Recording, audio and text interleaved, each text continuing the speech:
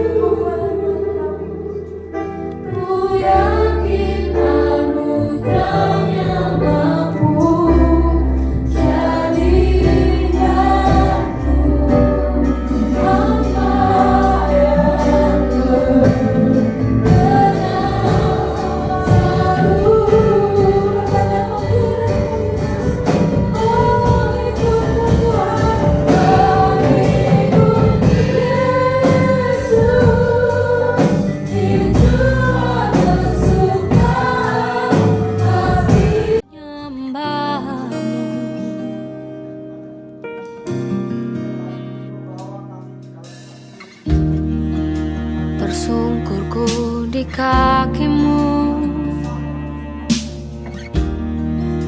rasakan hadiratmu. Takkan ku Markus 15 ayat 33 sampai 41. LAI memberi judul Yesus mati. Pada jam 12 kegelapan meliputi seluruh daerah itu dan berlangsung sampai jam 3.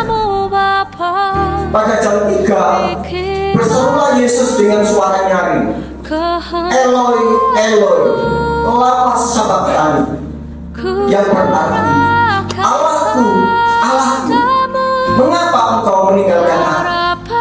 Mendengar itu beberapa orang berdiri di situ berkata, lihat, ia memanggil Elia. Maka datanglah seorang dengan bunga karang mencelupkannya ke dalam anggur asap, lalu mencucukkannya pada sebatang bulu dan memberi Yesus minum serta berkata, baiklah kita tunggu dan melihat apakah Elia datang untuk menurunkan dia.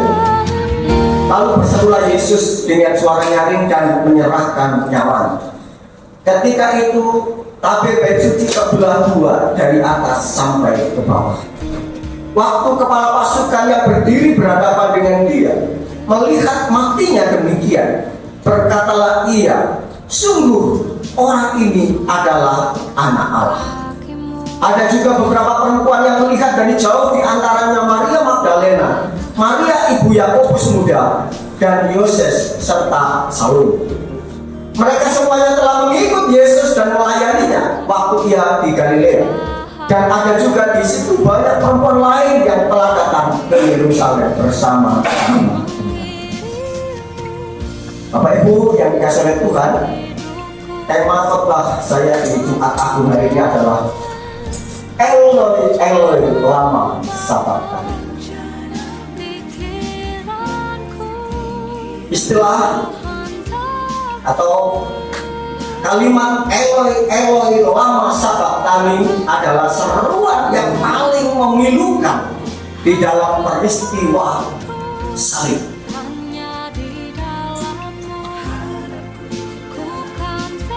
Tidak ada satu kata pun yang begitu menyentuh begitu menyedihkan, begitu menyayat hati. Selain perkataan Yesus ketika dia mengucapkan Eloi, Eloi, lama sabachthani. Manusia di dalam dosa, maka kasih Allah yang besar itu mendorong dia untuk menyediakan jalan keselamatan. Banyak orang berpikir, banyak orang berpendapat, kenapa Allah tidak mengampuni aja dosa-dosa? Tanpa harus Allah itu harus menjadi manusia dan mati di dalam dosa. Kadang-kadang kita memikirkan dosa itu terlalu sepele, sehingga kita berpikir bahwa Tuhan sebenarnya mudah saja, bisa toh?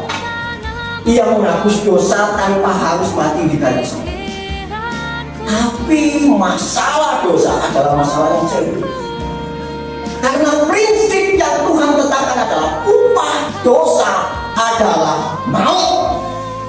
Maka tidak ada jalan lain, tidak ada jalan keluar untuk penebusan dosa kecuali dengan pengumpahan darah. Dan itulah yang harus diambil oleh Allah sebagai jalan satu-satunya untuk menyelamatkan kita, yaitu dialah yang harus turun ke dunia menjadi manusia di dalam peristiwa Paskah, dalam peristiwa Natal. Peristiwa Natal itu adalah momentum awal ketika Yesus sedang menghadap peristiwa salib di Golgota yang hari ini kita punya. Di dalam peristiwa salib itu, Bapak Ibu Saudara yang dikasihi, ada satu perkataan salib yang paling terkenal sekaligus saat-saat ini menjadi perdebatan, yaitu kata-kata Yesus, Eloi, Eloi, lama sabachthani. Bahasa Yunaninya sama, bahasa Ibraninya sama. Bapak Ibu yang belum pernah lihat bahasa asli Alkitab, itulah ya, di bawah kalimat Eloi, Eloi, lama sabachthani itu adalah bahasa Yunaninya. Ya, di dalam Markus yang kita baca, itulah teksnya. Ya, bacanya tetap dari kiri, sama seperti orang Indonesia bacanya dari kiri. Eloi, Eloi, lama sabachthani. Sedangkan baris yang ketiga itu adalah bahasa Ibraninya, bacanya dari kanan Bapak Ibu ya. Sekarang dibalik, kenapa? Orang Timur Tengah ya, Semitik ya, Arab termasuk ya, Arab itu yang paling muda dari Semitik, jadi jangan salah ya. Kadang-kadang kita dituduh yang meniru, padahal mereka yang meniru, kita lah yang lebih tua. Eli lama sabachthani sebenarnya adalah dari bahasa Arab yang sudah ada 1000 tahun sebelum kelahiran Yesus.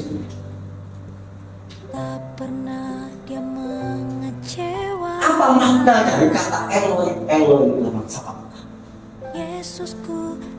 Next. Apakah kata Eloi, Eloi lama sabachthani yang diucapkan oleh Yesus itu menunjukkan bahwa Yesus itu bukan Tuhan? Karena kata Eloi, Eloi lama sabachthani itu kalau diartikan apa Bapak Ibu di situ? Allahku, Allahku, mengapa kau meninggalkan aku? Ayat ini menjadi senjata bagi para debater Muslim untuk menyerang kekristenan dengan berkata, inilah bukti yang paling otentik bahwa Yesus itu bukan Allah, Yesus itu bukan Tuhan. Kalau Yesus Tuhan, kenapa dia berkata Allahku, Allahku? Kenapa kau tinggalkan aku? Kalau Yesus itu Tuhan, pasti dia nggak akan ngomong gitu. Masa Allah ngomong, Allahku kenapa kau tinggalkan aku? Emang Allah ada berapa? Betul ya Bapak Ibu ya? Sering ya kalau lihat di TikTok, di YouTube gitu ya, apalagi itu pendidikan. Mereka yang debater itu sebenarnya tahu arti kata-kata ini, tapi ini dipakai senjata untuk menyerang orang Kristen yang tidak pernah belajar Alkitab, orang Kristen yang tidak mau baca Alkitab, sehingga orang Kristen yang tidak mau belajar Alkitab, membaca Alkitab, ketika mendengar pendapat perdebatan itu, dia langsung iri. Padahal itu adalah salah kaprah. Ayat ini paling gampang dijawab. Saya itu kalau nonton di TikTok, gitu ya, debat itu sok pinter gitu, gemes sebenarnya, pengen komen, tapi kan namanya komen terbatas ya. Tapi saya udahlah, biarkan. Oke, yang pertama, apa sebenarnya jawabannya? Oke. Yang pertama, perkataan ini justru bukti kemesiasan Yesus.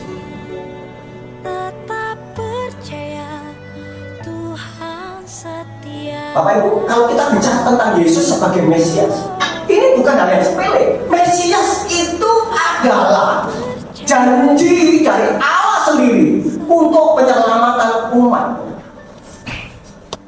Ada janji kekal Allah akan hadirnya sang Mesias, sang penyelamat yang datangnya dari Allah sendiri. Di dalam kekristenan itu disebut sebagai sang Mesias. Di dalam saudara kita sebelah itu mereka menyebutnya sebagai Imam Mahdi. Karena dia orang yang akan menjadi penyelamat, menjadi pemimpin dunia.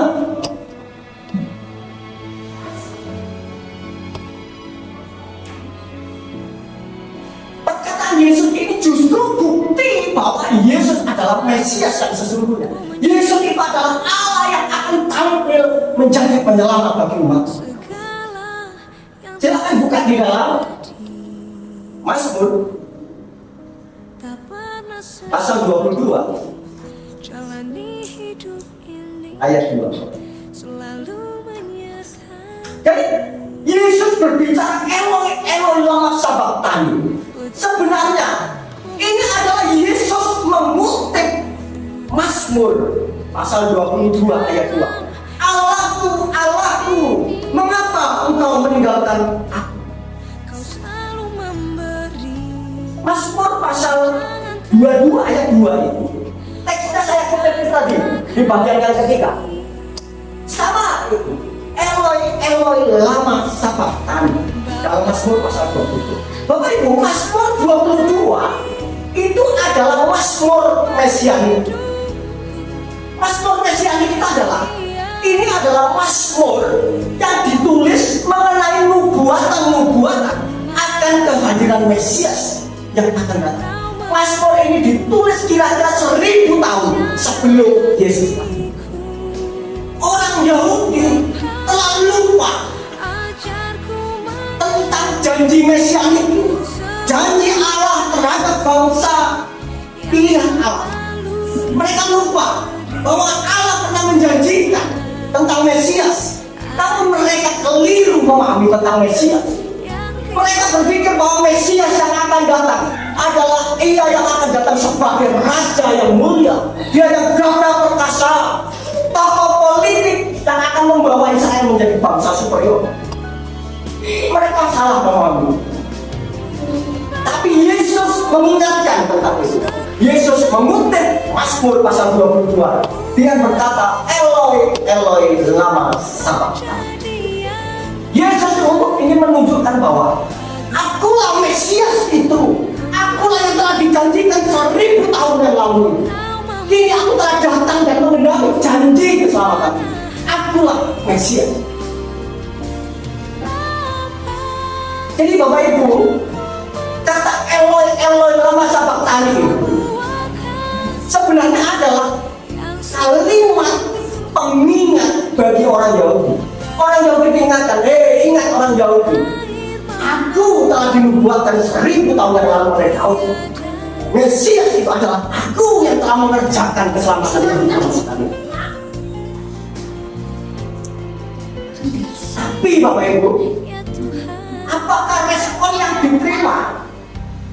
Apa respon yang diterima oleh orang-orang Yahudi? Apakah mereka langsung ingat firman Tuhan itu? Apakah mereka langsung bertobat mendengar firman Tuhan itu? Kebebalan, ketergantungan, dosa telah menutupi mata mereka sehingga dia tidak mampu melihat Yesus sebagai sang Mesias yang telah dijadikan. Maka muncul Yang kedua, yang kedua next.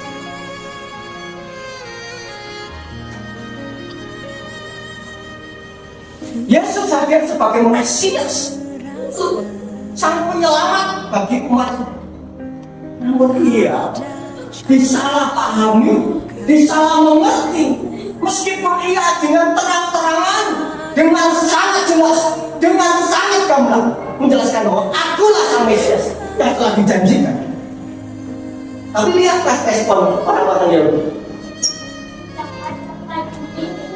Lihat apa itu ya? Ayat 35. Lihat ayat 35.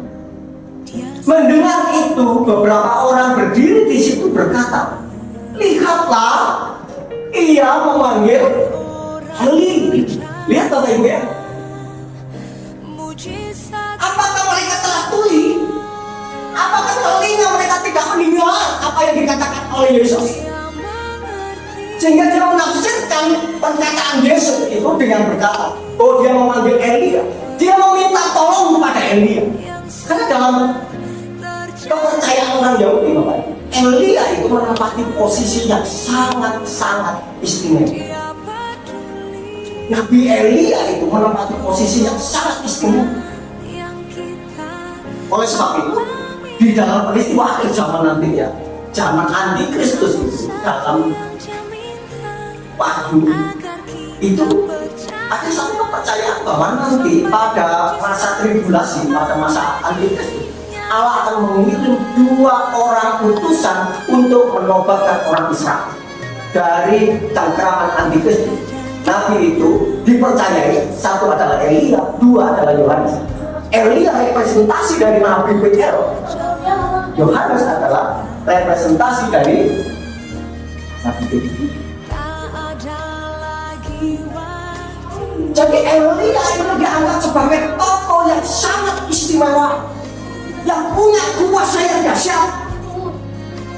Sehingga mereka memilihkan kata Eloi itu, oh ini Eli. Dia memanggil Eli untuk menolong dia. Kemudian dia berkata, coba kita tunggu apakah memang benar Elia akan datang menolong. Ada Elisabeth, Elia akan menolong. Lihatlah Bapak Ibu, ketika dosa telah menutupi mata hati orang-orang, Bapak Ibu, ini betapa dosa itu akan membuat kita tidak mampu melihat kebenaran Allah. Jangan pernah menyepelekan dosa. Dosa itu akan membuat apa yang kita pikirkan menjadi benar. Kita bisa merasionalisasi apapun untuk membenarkan diri kita. Aku mencuri, ya Tuhan aku kepepet. Ya Tuhan pasti mengerti lah. Tuhan pasti kompromi lah. Ya Tuhan pahamlah situasiku. Kita kadang-kadang meremehkan dosa. Kita menganggap bahwa Tuhan pasti akan kompromi lah. Tuhan tahu konteks hidup saya. Tuhan tahu kelemahan saya. Saya melakukan ini karena terpaksa. Kadang-kadang kita berpikir itu. Tetapi sesungguhnya dosa itu mematikan. Karena kita tidak akan mampu melihat kebenaran apapun kalau dosa ada di dalam. Yang kedua, kesalahpahaman dari orang-orang yang menghukumkan Yesus mengatakan tidak. Ia mengambil anggur asam lalu mencucukkan itu ke mulut. Apa makna ketika para pasukan ini mencucukkan anggur asam? Bapak Ibu, anggur asam itu adalah anggur yang murahan. Ini sejenis cuka. Karena ini campuran anggur murahan dengan murni. Dan ini disukai oleh para prajurit. Kenapa? Karena fungsi dari anggur asam itu adalah menghilangkan rasa sakit. Seperti bius tentara. Ya, orang pasukan itu selalu membawa anggur asam. Kenapa? Karena dia akan mengerjakan tugas-tugas yang berat. Kadang-kadang dia kecapean, kadang-kadang dia harus merasa sakit. Ya. Namanya prajurit kan? Tentara itu kan begitu tiap hari kan latihan kan capek, kadang-kadang sakit disabuki, oleh kaki disabuki, bukan sabuki, disabuki bose, disabuki seniore, sakit semua itu badan itu, dipapar visi, sakit. Maka anggur asam itu menjadi solusi bagi mereka menghilangkan rasa sakit. Ya kalau setengah mampu ini kan nggak rasa loro, nggak rasa kesal. Hidupnya enak. Mereka merasa bahwa Yesus terlalu kesakitan. Yesus merasa perlu pertolongan, sehingga ia mencucukkan itu. Fungsinya yang pertama adalah jadi Yesus tak larang. Jadi dia berpikir bahwa Yesus ketika berteriak itu, Yesus kelarang. Dia nonton ego itu ngelendor Yesus. Tapi antara sadar dan tidak sadar itu ngomongnya paling ngeremeh. Oh mungkin Yesus kelarang itu sampai ngomong gak sadar. Makanya dia manggil Elia. Akhirnya apa? Dia kasih anggur asam supaya meredakan rasa sakit. Tapi ketika Yesus mengecek itu dan tahu anggur asam, Yesus menolak. Karena Yesus tidak mau kehilangan momen penderitaan. Karena itulah tujuan utama Yesus, menderita untuk penebusan. Itu yang pertama. Fungsi anggur asam menghilangkan rasa sakit. Dan Yesus menolak menghilangkan rasa sakit. Ia harus mengalami penderitaan ini. Karena itulah konsep penggantian. Mengganti penderitaan yang harusnya kita alami, digantikan. Yang kedua, fungsi anggur asam ini adalah penghinaan. Dengan memberikan anggur asam kepada Yesus, itu menghina Yesus. Karena anggur asam itu hanya mampu dikonsumsi oleh prajurit dan orang-orang miskin. Untuk orang yang dihormati, seharusnya anggur itu adalah anggur yang terbaik. Tapi disinilah Yesus dihina. Yesus direndahkan serendah-rendahnya.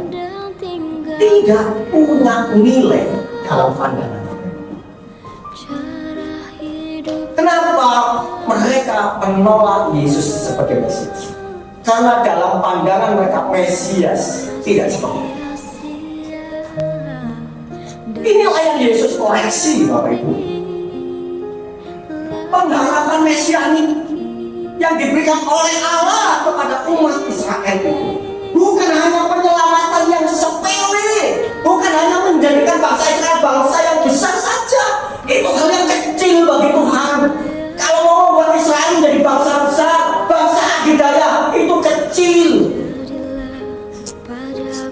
Tapi Allah punya rencana yang jauh lebih besar. Karena permasalahan utama umat manusia bukan masalah kehidupan di dunia ini saja, tapi adalah kematian kekal karena dosa. Maka itulah yang Tuhan sedang sediakan. Itulah yang Tuhan sedang rencanakan. Penyelamatan yang holistik, yang menyeluruh, penebusan dosa bagi manusia. Dan supaya Bapak bisa nangkap poin ini. Yang ketiga, dalam tugasnya sebagai Mesias, Yesus telah berperan sebagai pengganti dosa manusia. Maka dalam sekejap Allah yang sangat benci terhadap dosa berpaling dari Yesus sampai penebusan itu selesai. Makna Eli Eli lama sabachthani. Kenapa Yesus berteriak Allahku, Allahku, mengapa kau meninggalkan aku? Menunjukkan bahwa Allah itu tidak pernah kompromi dengan dosa. Allah tidak suka dengan dosa. Dan Yesus sekarang berperan sebagai pengganti manusia. Semua dosa umat manusia menumpuk pada Dia.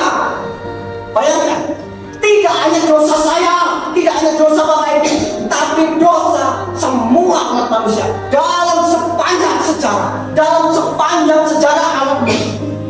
Dimanapun dosa manusia telah tertumpuk di dalam diri Yesus. Anda bisa bayangkan bagaimana Allah yang kudus, Allah yang tidak kompromi dengan dosa itu, harus menghadapi Yesus yang penuh dengan dosa itu.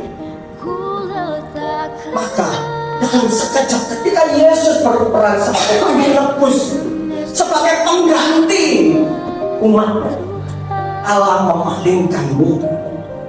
Wujud bagaimana Allah tidak pernah berkompromi dengan dosa. Sampai dosa itu telah selesai melalui kematian Yesus, maka Allah